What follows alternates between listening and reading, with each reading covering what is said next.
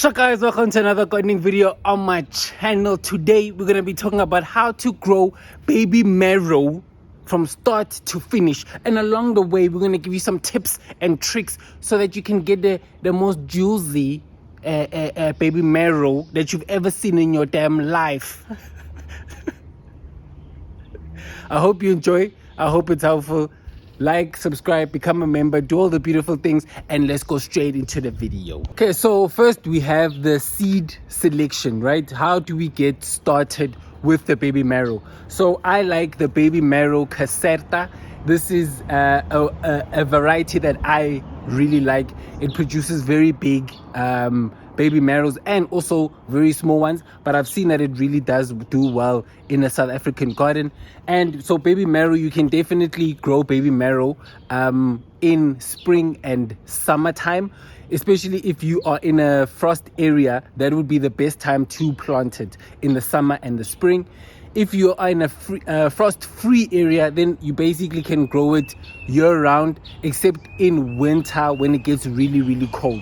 But this is a really nice crop to grow year-round, especially if you are in a frost-free area. It will take about 10 to 14 days for the baby marrows to actually germinate. You actually want to space them a bit like a meter apart because they can get a bit big, and you want to give them at least some space so that they can grow freely in that space. And then within 45 days you would have baby marrows. I would even say even earlier, you would have some baby marrows that you can start plucking out and start eating. All right, so baby marrow, one of the quicker crops that you can grow in the garden.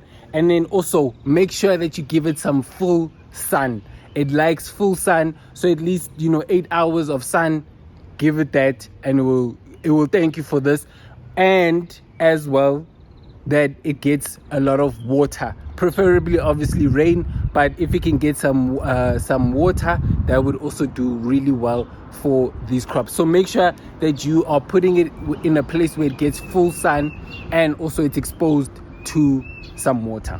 So once you've planted the baby marrow, and it's very easy to also plant, just get a little space in the garden, just take away the mulch. If they have some mulch, put it in there. It grows really easy. It's really one of the easiest to germinate. It's not a fussy plant at all. So just make sure that you put it in a place that has full sun and then water, and you'll see within 2 weeks it will germinate. Then we'll have, you see, this is the teenage stages now. So here now we have a bit of a germinated baby marrow, and this is like maybe not even early, maybe early teens at the, it's still very young, this one. So it starts like this, and you can see the leaves are like this. It also, it's very prone to some powdery mildew sometimes, but it can also be just the pattern of the actual baby marrow. So once you have it like this, just make sure that you have some water. Make sure that it's getting a lot of water and a lot of sun. And then also what I've done this year is put some coffee grounds on the bottom of these. I don't know if you can see this one. I've put some coffee grounds at the bottom, so every time it rains, basically it just fertilizes the baby marrow and adds an added strength. It gives it added nutrients to the baby marrow. So I've seen that this actually does really well with the baby marrow. So if you put it early on, then it gives it a good start to the growth of the baby marrow. Yeah, so while I'm talking about where to place it, it would also be a good time to mention who or which crops to place them with. So you can see here I have some nasturtium. You even have here, we have some nasturtium. You can see this is the best crop, and also some marigold as well. These would be the two best crops in my opinion to pair them up with, because these attract bees, and you're going to want a lot of bees in order to basically pollinate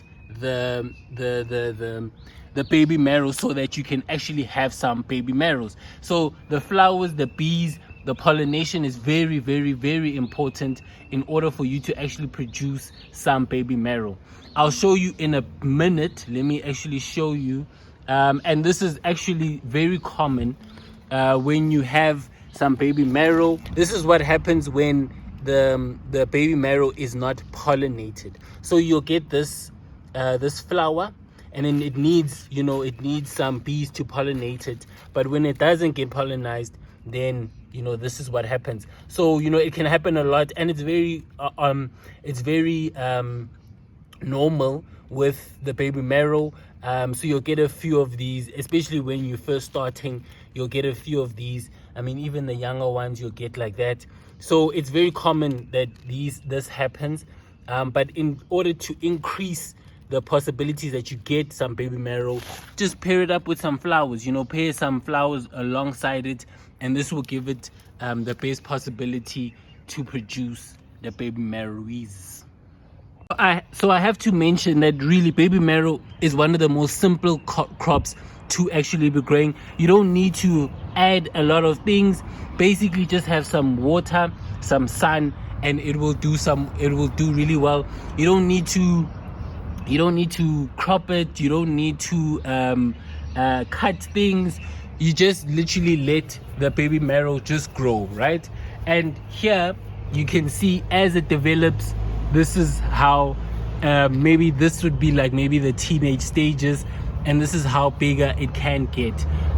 So as you can see, now it's starting to produce more of these white sparks.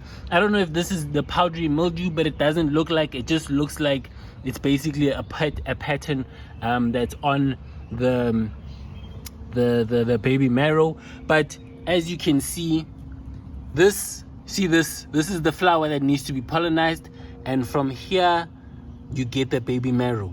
So, you know, you can see even in here, you see this one wasn't fully pollinized, and you can see by the yellowish stain here. But here this one did much better, and yeah, you see this one would be ready to even harvest. And yeah, you see they produce various sizes, but yeah, this one is still a nana. And you can also eat these leaves, and you can also eat this as well. So all of those things are edible from the baby marrow. So once the baby marrow keeps growing and keeps growing, we get bigger and bigger plants. Okay, we get bigger leaves, we get bigger plants, and we get bigger baby marrow. Look at this big boy. This is why I like this variety. It produces such big baby marrows, and you can even see with this one as well. So you see, as it gets bigger, and I have to say that I've been very lucky in terms of how big these baby marrows have gotten, because the rain has really helped a lot with the growth of these of the plants. So you can see the baby marrow. Let me just grab this one. I mean, look how big this is. Look. So, you know, I think this is now a good time to mention when to harvest. So you can see this one, it's almost there to harvest. And how do I know? It's basically, you can see by the green marks, right? These green marks should be more, they should cover the crop, or let me say they should cover the baby marrow more. So basically the darker green should be more should be the more prominent color on the baby marrow. You can see here it's still the light green that's more dominant. Even if you look at this one as well, the light green is the more dominant color. But if you look at this one, you see the most dominant color is the green. There's no real light green, so this one would be ready to harvest. Even maybe this one, but this one, you see, there was a bit it didn't really pollinize properly. But this, basically you want the darker green to be more visible, and that's how you know when to harvest. But even, you see, so I would even say with this one, I could probably harvest now. I'm just gonna let it let it do, because I think on the other end you see it's still a bit lighter. It's a bit light green. So how do you also harvest? So if you have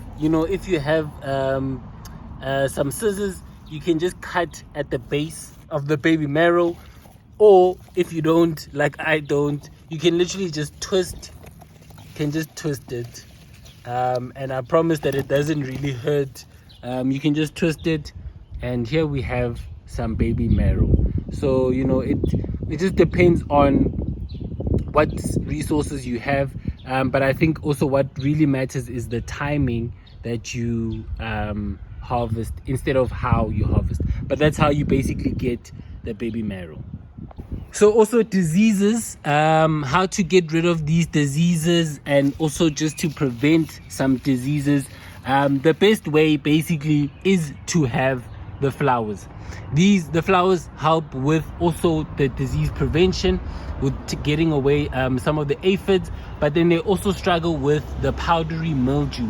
So if you have that, you can just use some water, not a lot of water, but just some water to actually put on the leaves, and then just get rid of the water just by putting water on the leaves. That has worked for me. It doesn't seem like the baby marrow suffer with a lot of rain. So when there's a lot of rain, it doesn't actually look like it damages the plant. I think it actually helps it. So I think if you water a lot, water on the leaves, and it shouldn't be a problem too much. All right, so yeah guys, I hope that was helpful. I hope now you'll grow some baby marrow. It's the right time to be growing some baby marrow. We're going right into summer, I would say, still, or like maybe we're at the end of spring, but basically this would be the perfect time to get you some baby marrow. Let me know if you have any other tips on how to grow some baby marrow. Maybe I got some things wrong. Let me know as well for that, and then also give me some ideas on what type of videos you would like to see in the future. Let me know, and also let me know if you like these types of videos with the growing of each type of vegetable that's growing in the garden. Let me know if you like these type of videos by commenting, all of that type of stuff. I love you guys all. Have a beautiful Sunday, and I'll see you next week. Love, peace, grow every single day.